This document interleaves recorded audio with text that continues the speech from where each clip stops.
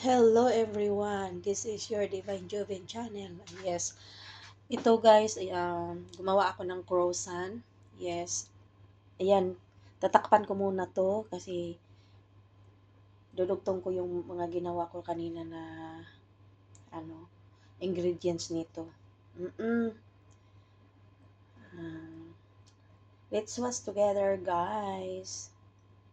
Ka-team Adik and everyone, thank you so much.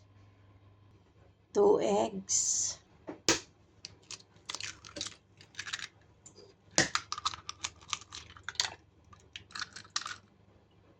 While sa kabilang lulutuan natin, ilalagay muna natin ito.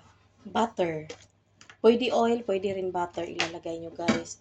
Kung wala naman may paper kayo na para sa oven or sa air fryer. Para hindi didikit yung ating croissant. Ito guys, nagbati ako ng eggs. Nilagyan ko ng konting lemon or vinegar para hindi siya hindi malansa. Ito ipampahid natin dun sa finish pang oven na nahulma na natin. Parang kunting twist itong vlog ko ngayon guys. Inuna ko yung maluluto na.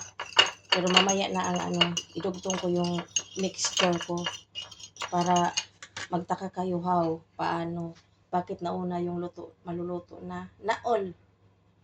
Tapos lagyan natin ng kunting milk. Milk or cream as you like. Kunti lang yan. Ipangpahid na natin doon sa lulutuin na.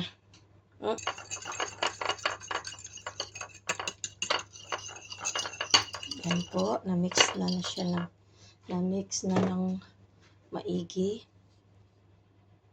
Yan po, ipapahid na natin yung ating eggs na may kunting lemon para hindi lang siya malansa at saka kunting milk. Pag wala kayong milk, pag meron kayong cream, pwede rin, pahiran nyo para maging creamy siya.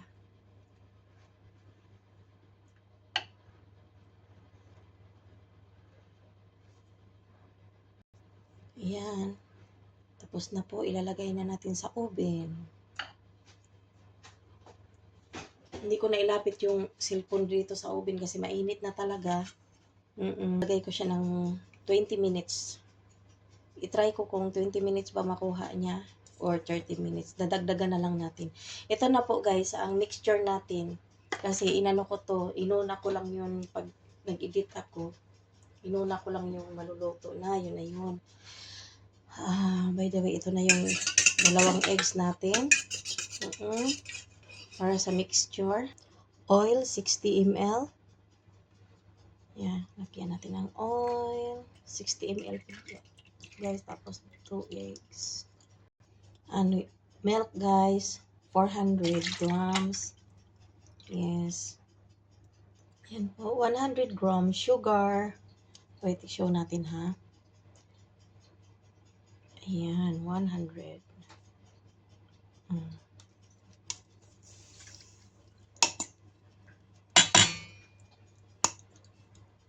Little salt. 1 teaspoon salt. And 700 wheat flour. Yan, 700 grams.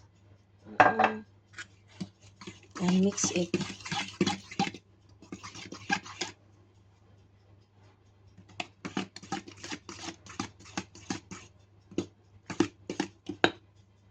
And 15 grams yes, or